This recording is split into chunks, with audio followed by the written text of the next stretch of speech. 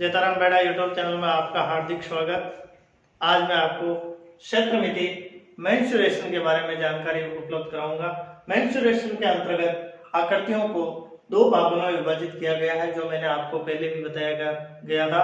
2 dimension द्विआयामी और 3 dimension त्रिआयामी वस्तुओं के बारे में। 2 डायमेंशन की वस्तुएं हैं वो केवल समतल पृष्ठ पर उकेरी जाती है, जबकि 3 डायमेंशन की वस्तुएं हैं वो सॉलिड वस्तुएं होती है और ठोस वस्तुएं होती है। 2 डायमेंशन वाली वस्तुओं में आता है आयत, वर्ग, त्रिभुज, समचतुर्भुज, समलंब चतुर्भुज। वो 2 डायमेंशन की वस्तुओं के अंतर्गत आती है, उन्हें समतल आकृतियां कहते हैं। और 3 डायमेंशन के अंतर्गत आता है घन, घनाभ, बेलन, गोला, अर्धगोला, शंकु, छिन्नक, प्रिज्म, पिरामिड। इस प्रकार की 3 डायमेंशन की वस्तु आती है, जिनको अपन ठोस वस्तुओं कह सकते हैं। तो आज मैं आपको घनाभ का पृष्ठीय क्षेत्रफल एवं आयतन के बारे में प्रश्न हल करने का अभ्यास कराऊंगा। जैसे आपको 2 डायमेंशन की जो वस्तु है आयत पर आधारित ये घनाभ है, क्योंकि इसकी प्रत्येक फलक है वो आयताकार होती है और आयत के अंतर्गत लंबाई और चौड़ाई होते हैं। क्या होता है? लंबाई और चौड़ाई। लेकिन घनाभ के अंतर एक तीसरी होती है, लंबाई, चौड़ाई और ऊंचाई। क्या होते हैं? ऊंचाई, लंबाई, चौड़ाई और ऊंचाई। तो ये घनाभ है, ये त्रिविमीय 3 डायमेंशन ठोस आकृति है और इस आकृति की प्रत्येक फलक है वो आयताकार होती है। प्रत्येक फलक है वो आयताकार होती है और इसमें 3 भुजाएं होती है, लंबाई, चौड़ाई और ऊंचाई। 6 आयताकार पृष्ठों या फलकों से गिरकर बनी ठोस आकृति को घनाभ। 6 फलक है इसमें, 1, 2, 3, 4, 5 और एक नीचे 6 आयताकार फलक हैं। इसका प्रत्येक पृष्ठ है वो आयताकार होता है। जिस प्रकार घन का प्रत्येक पृष्ठ, मैंने पिछले वीडियो में बताया था, घन का प्रत्येक पृष्ठ है वो वर्गाकार होता है और वर्गाकार होने के कारण प्रत्येक पृष्ठ वर्ग है और 6 फलक है उसमें वो घन होता है, और जिसकी प्रत्येक पृष्ठ आयताकार होती है वो घनाभ की श्रेणी में आता है, वो घनाभ की आकृति का होता है। और इसे अपन आयत फलकी भी कह सकते हैं, इसे समषक फलकी भी कह सकते हैं। अब कौन कौन सी वस्तुएं हैं वो घनाभाकार होती है? जैसे ईंट है वो घनाभाकार आकृति में होती है, ज्योमेट्री बॉक्स है, कमरा है, संदूक है, चौक का डिब्बा है या माचिस की डिब्बी है, ये घनाभाकार आकृति होती है, क्योंकि इसकी प्रत्येक पृष्ठ है वो आयताकार यानी लंबाई, चौड़ाई और ऊंचाई होती है। जिस प्रकार घन के अंतर्गत 6 फलक, 8 शीर्ष और 12 भुजाएं होती है, उसी प्रकार घनाभ में भी 6 फलक, 8 शीर्ष और 12 भुजाएं होती है। जैसे 6 फलक का आपको बता दिया, 1, 2, 3 और 4 चारों ओर और एक ऊपर और एक नीचे 6 पृष्ठ होते हैं। और 8 शीर्ष, 1, 2, 3, 4, 5, 6, 7 और 8 होते हैं शीर्ष। और 12 भुजाएं, इसमें 4 लंबाई होती है, 4 चौड़ाई होती है और 4 ही ऊंचाई। तो ये 12 भुजाएं होती है। अब घनाभ के आधार का क्षेत्रफल, जिस प्रकार अपन ने आयत का क्षेत्रफल लंबाई इंटू चौड़ाई होता है, तो इसका आधार भी आयताकार है, इसलिए आधार का क्षेत्रफल होगा लंबाई इंटू चौड़ाई। और आधार का परिमाप क्या होगा? जैसे आयत का परिमाप है 2 कोष्ठक लंबाई प्लस चौड़ाई गुणा 2 कोष्ठक लंबाई प्लस चौड़ाई, उसी प्रकार इसके घन के आधार का परिमाप होगा 2 कोष्ठक लंबाई प्लस चौड़ाई। अब अपन देखते हैं घन का पार्श्व या चारों फलकों का क्षेत्रफल, यानी घन के आधार और शीर्ष को छोड़कर जो चारों फलके हैं या जो चारों फलकों का या पार्श्व क्षेत्रफल है वो होगा 2 गुणा ऊंचाई कोष्ठक लंबाई प्लस चौड़ाई। क्योंकि जो आयत का परिमाप है 2 कोष्ठक लंबाई प्लस चौड़ाई, उसमें अपन ऊंचाई जोड़ देंगे तो ये आयत का घनाभ का पार्श्व पृष्ठीय क्षेत्रफल हो जाएगा। घनाभ का संपूर्ण पृष्ठीय क्षेत्रफल, घनाभ का संपूर्ण पृष्ठीय क्षेत्रफल है 2 कोष्ठक लंबाई इंटू चौड़ाई प्लस चौड़ाई इंटू ऊंचाई प्लस ऊंचाई इंटू लंबाई। अब अगला है कि यदि लंबाई, चौड़ाई और ऊंचाई का योग, अगर इस प्रकार का कोई प्रश्न आपको दे दिया जाए जिसमें लंबाई, चौड़ाई और ऊंचाई का योग दिया गया है और घनाभ का विकर्ण दिया गया है और आपको संपूर्ण पृष्ठीय क्षेत्रफल पूछ लिया जाए तो योग का स्क्वायर माइनस विकर्ण का स्क्वायर करने से हम घनाभ का संपूर्ण पृष्ठीय क्षेत्रफल ज्ञात हो जाता है। घनाभ का विकर्ण होता है कि इस शीर्ष से इस फर्श के शीर्ष तक लंबी से लंबी जो रेखा होती है उसे घनाभ का विकर्ण कहते हैं। घनाभ का विकर्ण, तो घनाभ का विकर्ण या घनाभ में रखी जा सकने वाली सबसे लंबी छड़ की लंबाई, मान लो को कमरा है और कमरे में सबसे लंबी छड़ की लंबाई ज्ञात करने का आपको कहा जाता है, तो लंबाई का स्क्वायर प्लस चौड़ाई का स्क्वायर प्लस ऊंचाई का स्क्वायर का अंडर रूट, लंबाई का स्क्वायर प्लस चौड़ाई का स्क्वायर प्लस ऊंचाई का स्क्वायर का अंडर रूट निकालना है आपको। और घनाभ के आयतन का सूत्र है लंबाई इंटू चौड़ाई इंटू ऊंचाई, लंबाई इंटू चौड़ाई इंटू ऊंचाई। और यदि परीक्षा में आपको दे दिया जाए यदि सतह का क्षेत्रफल, यदि 3 सतह का क्षेत्रफल दिया गया है क्योंकि इसमें 6 फलक होती है और 3 फलकों का आपको क्षेत्रफल दे दिया जाए तो 3 दूसरी फलकें हैं वो समान होती है, तो क्षेत्रफल पी क्यू आर दे दिया जाए और आपको आयतन पूछा जाता है तो आपको तीनों जो क्षेत्रफल है उनको मल्टीप्लाई गुणा करके उनका वर्गमूल निकालना है। क्या निकालना है? वर्गमूल। तो ये तो हुई घनाभ की बेसिक जानकारी कि घनाभ में कैसे क्षेत्रफल ज्ञात करने का सूत्र क्या है, पार्श्व क्षेत्रफल ज्ञात करने का सूत्र क्या है, घनाभ के आयतन ज्ञात करने का सूत्र क्या है, घनाभ का प्रत्येक पृष्ठ कैसा होता है, घनाभ की प्रत्येक भुजाएं किस प्रकार की होती है, घनाभाकार आकृति वाली वस्तुएं कौन कौन सी है, इसके बारे में मैंने आपने जानकारी उपलब्ध करवा दी। अब आप घनाभ के आधारित जो प्रश्न है वो प्रश्नों का अपन हल करके अभ्यास करेंगे। अब मैं आपको घनाभ पर आधारित कुछ क्वेश्चन हल करके घनाभ के जो सूत्र है उनका अभ्यास कराऊंगे कि एक घनाभाकार कमरे की विमाएं 5 मीटर, 4 मीटर और 3 मीटर है, तो ज्ञात कीजिए कमरे का संपूर्ण पृष्ठीय क्षेत्रफल, कमरे की दीवारों का क्षेत्रफल और कमरे का आयतन। तो इस प्रकार अगर कोई नाप आपको दिया हुआ मिलेगा तो ये नाप है आपको, जैसे सबसे पहले जो नाप दिया गया है वो है कमरे की लंबाई। कमरे की लंबाई कितने मीटर है? कमरे की लंबाई है 5 मीटर। 2 नंबर पर है 4 मीटर, तो ये है कमरे की चौड़ाई। कमरे की चौड़ाई बराबर 4 मीटर। और 3 नंबर पर है 3 मीटर, तो यह है कमरे की ऊंचाई। तो जो क्वेश्चन में आपको दिया गया है वो सबसे पहले आपको लिखना है, फिर क्या ज्ञात करना है उसका सूत्र आपको लगाना है 3 मीटर। तो अपन को ज्ञात क्या करना है? सबसे पहले कमरे का संपूर्ण पृष्ठीय क्षेत्रफल, तो यहां आपको लगाना है सबसे पहले कमरे का संपूर्ण पृष्ठीय क्षेत्रफल।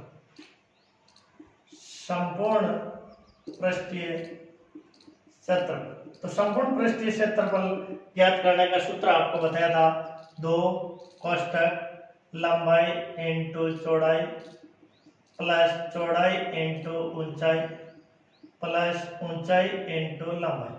ये सूत्र लगाकर आप कमरे का संपूर्ण पृष्ठीय क्षेत्रफल ज्ञात कर सकते हैं। 2 कोष्टक लंबाई है 5 मीटर, 5 इंटू चौड़ाई 4 प्लस चौड़ाई इंटू ऊंचाई 4 इंटू ऊंचाई है 3 प्लस ऊंचाई इंटू लंबाई 3 इंटू 5। अब इनको मल्टीप्लाई करो, 5 इंटू 4 20, 4 इंटू 3 12, 5 इंटू 3 15। अब जोड़ करो 20, 12 और 15, 5 और 2 7, 2 और 2 4, 47 इंटू 2 94 वर्ग मीटर। क्या होगा? 94 वर्ग मीटर, क्योंकि क्षेत्रफल की जो इकाई है वो वर्ग इकाई में होता है। मीटर में है तो वर्ग मीटर, सेंटीमीटर में है तो वर्ग सेंटीमीटर। अब 2 नंबर पर है कमरे की दीवारों का क्षेत्रफल, यानी कमरे का पार्श्व पृष्ठीय क्षेत्रफल, चारों दीवारों का क्षेत्रफल कमरे की। अब दीवारों के क्षेत्रफल में अपन को फर्श और छत को शामिल नहीं करना है। कमरे की दीवारों का क्षेत्रफल 2 गुणा ऊंचाई कोष्टक लंबाई प्लस चौड़ाई क्योंकि उसमें ऊंचाई है लेकिन लंबाई और चौड़ाई को अलावा फर्श और छत को शामिल नहीं करना। तो 2 गुणा ऊंचाई कितनी है 3 ब्रैकेट लंबाई है 5 प्लस चौड़ाई है 4। तो इस सूत्र में मान को स्थापित करना है 2 इंटू 3 इंटू 9, 9 तेरी 27, 27 दुआ 54, तो 54 वर्ग मीटर।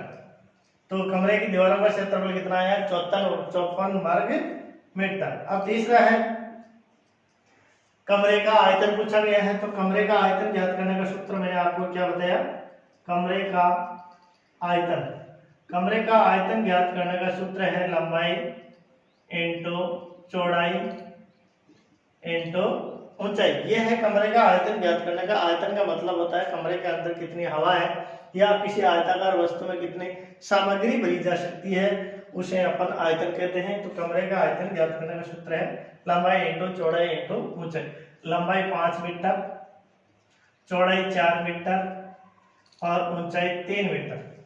तो 5 चौके 20, 60।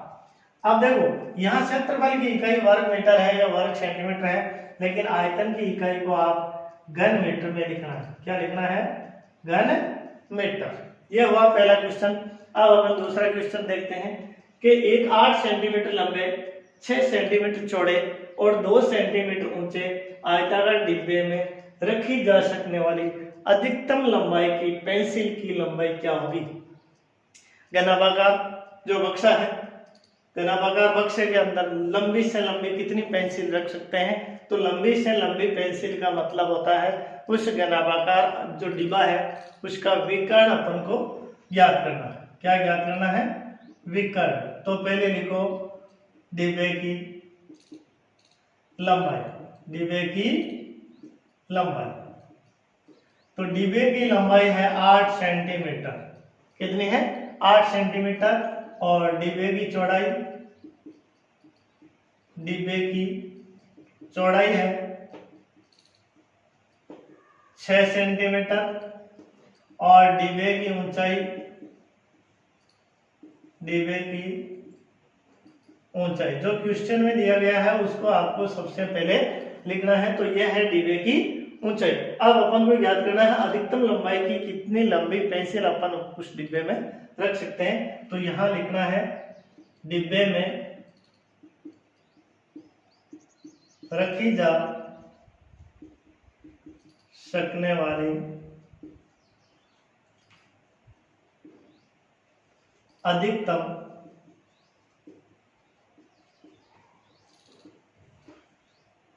लंबाई की पेंसिल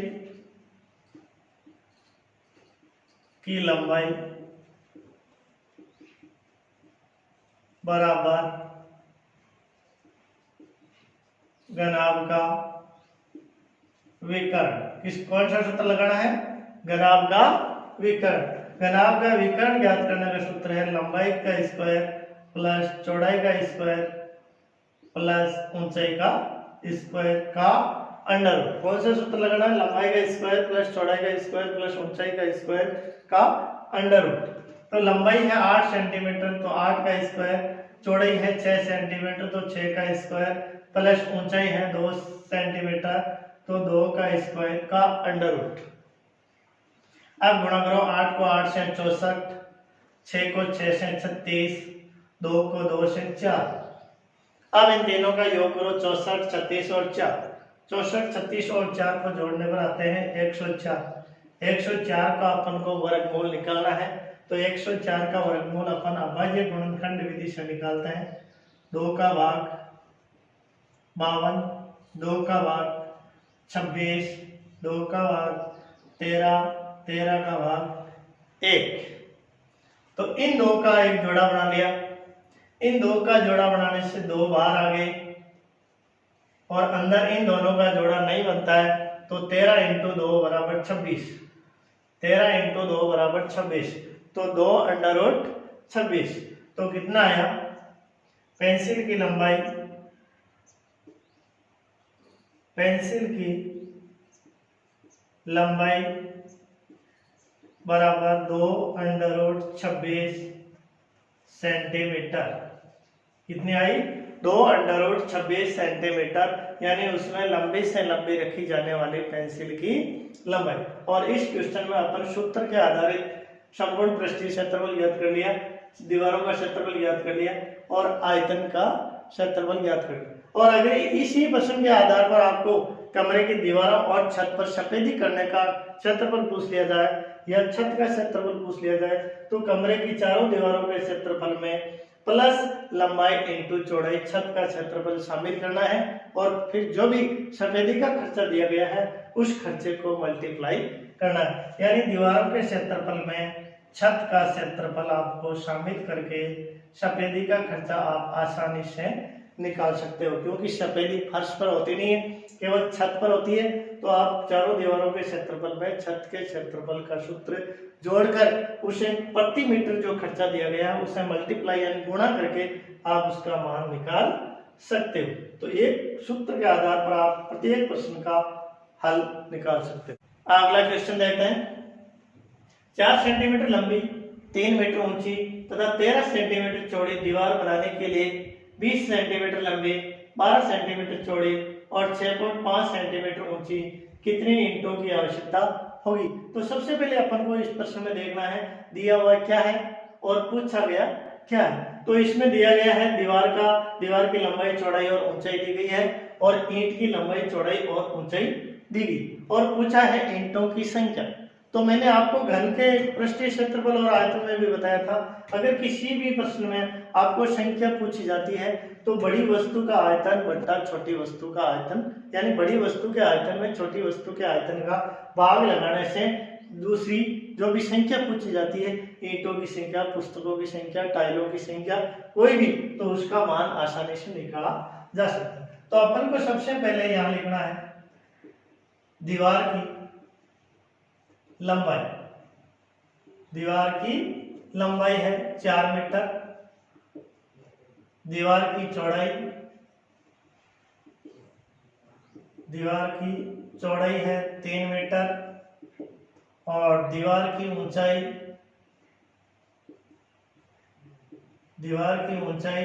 बराबर 13 सेंटीमीटर। फिर आपको लिखना है ईंट की लंबाई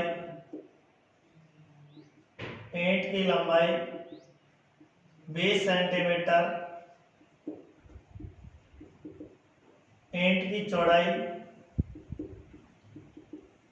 12 सेंटीमीटर और ईंट की ऊंचाई 6.5 सेंटीमीटर। तो आपको निकालनी है ईंटों की संख्या। ईंटों की संख्या निकालने का सीधा सा फॉर्मूला है ईंटों की संख्या बराबर बड़ी वस्तु का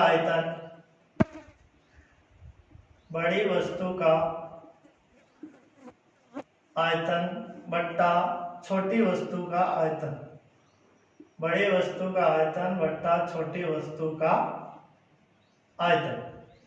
अब इस क्वेश्चन में देखो बड़ी वस्तु बड़ी दीवार है या ईंट है, तो बड़ी दीवार है तो ऊपर दीवार का आयतन आएगा और नीचे ईंट का आयतन आएगा। एक चीज का तो इसका ध्यान रखना। दूसरी चीज का ध्यान रखना है, जैसे दीवार की लंबाई और चौड़ाई मीटर में दी गई है, ऊंचाई सेंटीमीटर में है और ईंट की लंबाई चौड़ाई और ऊंचाई सेंटीमीटर में है, तो आपको दीवार की लंबाई और चौड़ाई को भी सेंटीमीटर में बदलना पड़ेगा। तो 4 सेंटीमीटर का 4 × 100 बराबर 400 सेंटीमीटर। दीवार की चौड़ाई 3 है तो 3 × 100 बराबर 300 सेंटीमीटर, क्योंकि भाग लगाने के लिए एक समान इकाई में बदलना जरूरी। तो यहां होगा दीवार का आयतन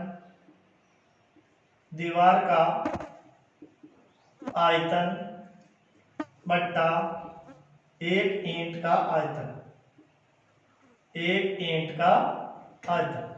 तो दीवार के आयतन का सूत्र है लंबाई इंटू चौड़ाई इंटू ऊंचाई। आयतन का सूत्र है लंबाई इंटू चौड़ाई इंटू ऊंचाई, लंबाई इंटू चौड़ाई इंटू ऊंचाई।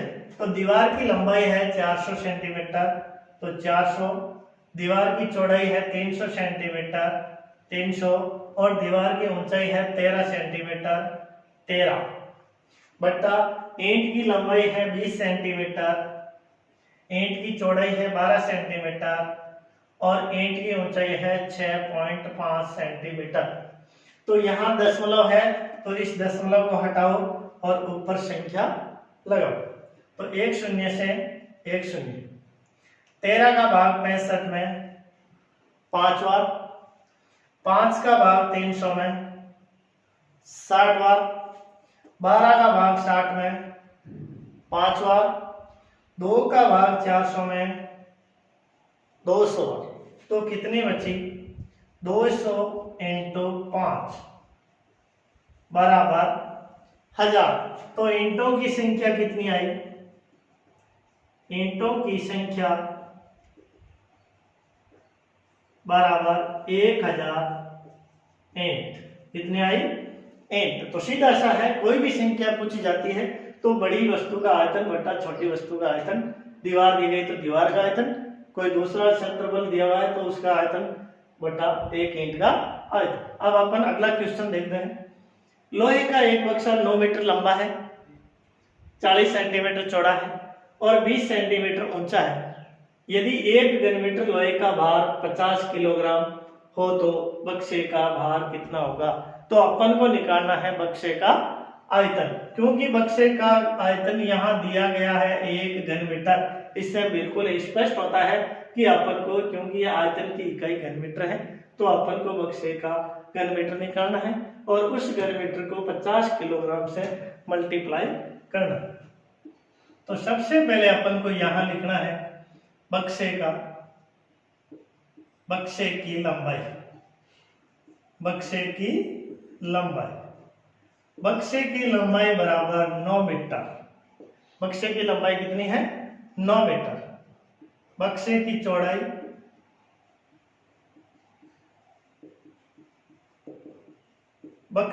चौड़ाई दी गई है 40 सेंटीमीटर और बक्से की ऊंचाई है 20 सेंटीमीटर।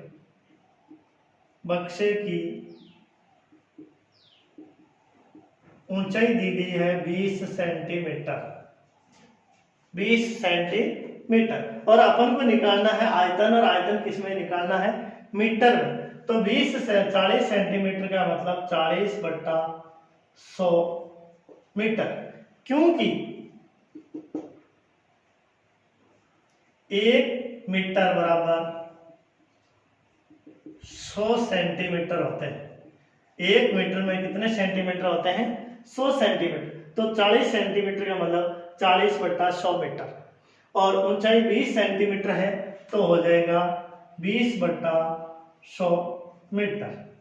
अब अपन को निकालना है बक्से का आयतन, बक्से का आयतन। बक्सा एक आयताकार वस्तु है और आयताकार वस्तु होने के कारण बक्से का जो आयतन होगा लंबाई इंटू चौड़ाई इंटू ऊंचाई। तो लंबाई है 9 मीटर, चौड़ाई है 40 बट्टा 100 इंटू ऊंचाई है 20 बट्टा 100। करो मल्टीप्लाई, 1 शून्य से 1 शून्य, 1 शून्य से 1 शून्य, गुणा करो 9 इंटू 4 इंटू 2 बट्टा 100। तो 9 इंटू 4 36, 36 इंटू 2 72, 72 बट्टा 100, 72 बट्टा 100। 100 का अपन 72 में भाग लगाएंगे तो 0.72 घन मीटर। कितना आएगा? 0.72 घन मीटर। क्योंकि नीचे 2 शून्य है तो आपको 2 संख्याएं छोड़कर दशमलव लगाना है। 10 का भाग लगाना हो तो एक संख्या छोड़कर दशमलव लगाएं। 100 का भाग लगाना है तो 2 संख्याएं छोड़कर दशमलव लगाओ। 1000 का भाग लगाना है तो 3 संख्याएं छोड़कर दशमलव लगाओ। आप यहाँ सोचते हो 3 संख्या है ही नहीं, तो आपको यहाँ एक 0 लगाना है। अगर परीक्षा के अंदर इस प्रकार का आ जाता है भाग, तो 1000 का भाग लगाने के लिए यहाँ से 3 संख्या गिनो, 1 2 और तीसरी संख्या नहीं है तो आप शून्य लगा सकते हो। क्या लगा सकते हो? शून्य। और अपन को भाग लगाना है 100 का, तो अपने पास 2 संख्या है तो 2 संख्या छोड़कर दशमलव लगा दिया, ये 0। अब अपन को क्वेश्चन के अंतर्गत दिया गया है कि 1 घन मीटर लोहे का भार 50 किलोग्राम है। चूंकि 1 घन मीटर लोहे का भार बराबर 50 किलोग्राम। 1 घन मीटर लोहे का भार कितना दिया गया है? 50 किलोग्राम। इसीलिए 0.72 घन मीटर लोहे का भार बराबर 50/1 इंटू 0.72। 50 को 0.72 से गुणा करो, 50 को 0.72 से गुणा करो, 0 5 दूनी 10, 0 7 पंजे 35, 6 3 दशमलव के बाद में 2 संख्या है, तो कितना मान आया? बराबर 36। तो आपको नीचे लिखना है अतः बक्से का भार, अतः बक्से का भार बराबर 36 किलोग्राम। तो किसी भी संख्या का अगर भार ज्ञात करना है तो आपको आयतन ज्ञात करना है। आयतन ज्ञात करके आयतन को जो भी मान दिया गया है उस मान से गुणा करके आप बक्से का भार निकाल सकते हो। अब अपन अगला क्वेश्चन देखते हैं। क्वेश्चन संख्या 5। बगैर ढक्कन का एक बक्सा 3 सेंटीमीटर मोटी लकड़ी का बना हुआ है। उसकी बाहरी लंबाई 146 सेंटीमीटर, चौड़ाई 116 सेंटीमीटर और ऊंचाई 83 सेंटीमीटर है। उसके अंदर की ओर पेंट कराने का खर्च ज्ञात करना है और पेंट की दर 2 रुपये प्रति 1000 वर्ग सेंटीमीटर है, यानी 1000 वर्ग सेंटीमीटर का खर्चा 2 रुपये। तो अपन को सबसे पहले क्वेश्चन में जो दिया गया है वो लिखना है। क्वेश्चन में दिया गया है बक्से की बाहरी लंबाई, बक्से की बाहरी लंबाई दी गई है 146 सेंटीमीटर। क्या दी गई है? 146 सेंटीमीटर। बक्से की बाहरी चौड़ाई, बक्से की बाहरी चौड़ाई दी हुई है 116 सेंटीमीटर और बक्से की बाहरी ऊंचाई दी गई है 83 सेंटीमीटर, 83 सेंटीमीटर। और अपन को पूछा गया कि अंदर की ओर पेंट कराने का खर्चा, तो आपको यहाँ लिखना है लकड़ी की मोटाई, क्योंकि अपन को अंदर की लंबाई चौड़ाई और ऊंचाई ज्ञात करनी है। लकड़ी की मोटाई, लकड़ी की मोटाई है 3 सेंटीमीटर। कितने सेंटीमीटर है? 3 सेंटीमीटर। 3 सेंटीमीटर लकड़ी की मोटाई है। तो अपन को अब निकालना है बक्से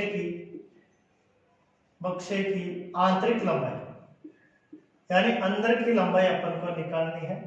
बक्से की आंतरिक लंबाई निकालने के लिए 146 माइनस, अब बक्से की आंतरिक लंबाई, लकड़ी की मोटाई 3 सेंटीमीटर है, तो 3 सेंटीमीटर इस तरफ से और 3 सेंटीमीटर इस तरफ से। तो अपन को 2 इंटू 3 यानी 3 का द्विगुणा अपन को निकालना है, तो 140 सेंटीमीटर। तो आंतरिक लंबाई कितनी आई है? 140 सेंटीमीटर। बक्से की आंतरिक चौड़ाई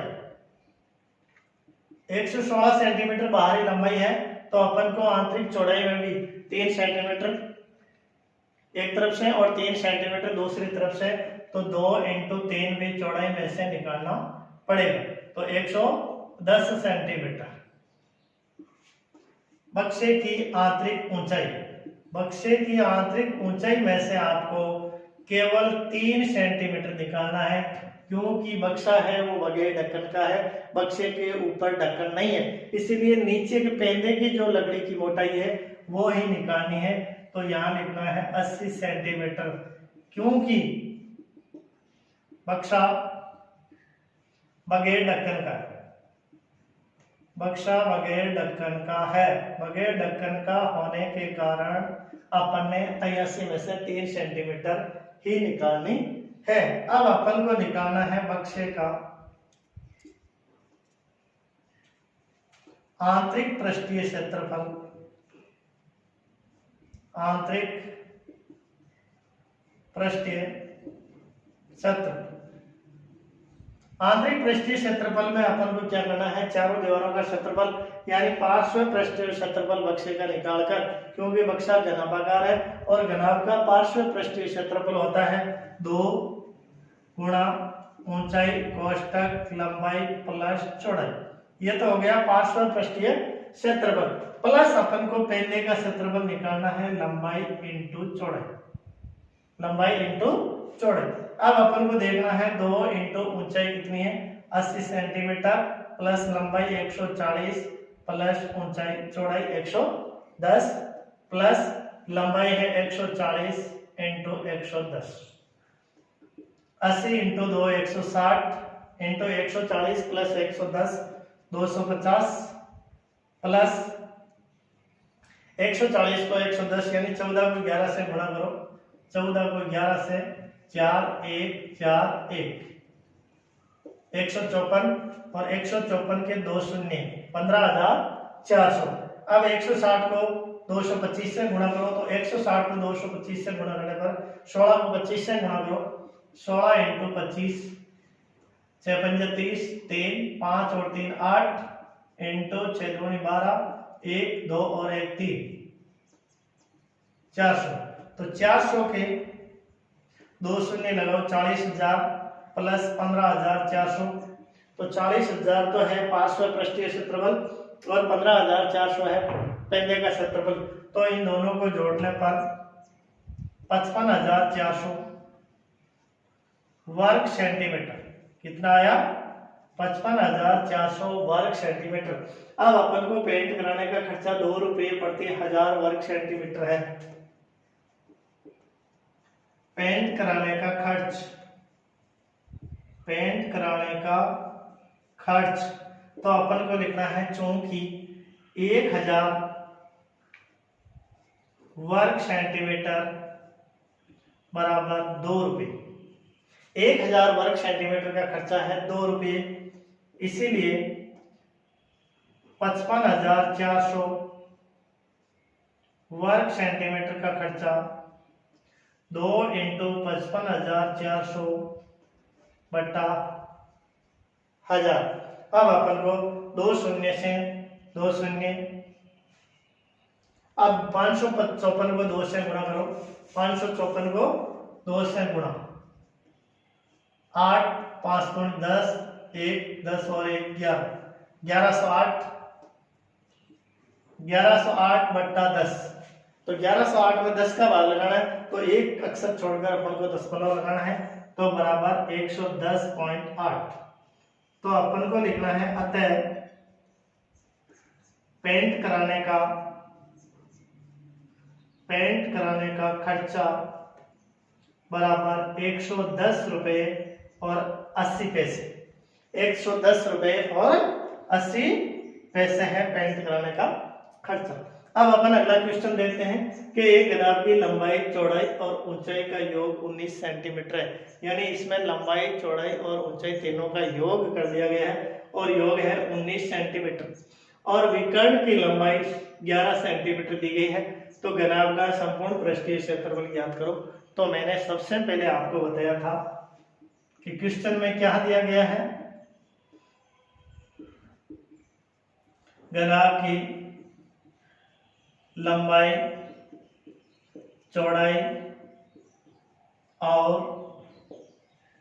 ऊंचाई का योग बराबर 19 सेंटीमीटर। योग कितना दिया गया है 19 सेंटीमीटर और विकर्ण की लंबाई दी गई है बराबर 11 सेंटीमीटर। कितनी दी गई है 11 सेंटीमीटर। 11 सेंटीमीटर विकर्ण की लंबाई दी गई है और लंबाई चौड़ाई ऊंचाई का योग 19 सेंटीमीटर दिया गया है। तो अगर योग और विकर्ण की लंबाई दी हुई है तो घनाभ के संपूर्ण पृष्ठीय क्षेत्रफल का सीधा सा सूत्र है, घनाभ का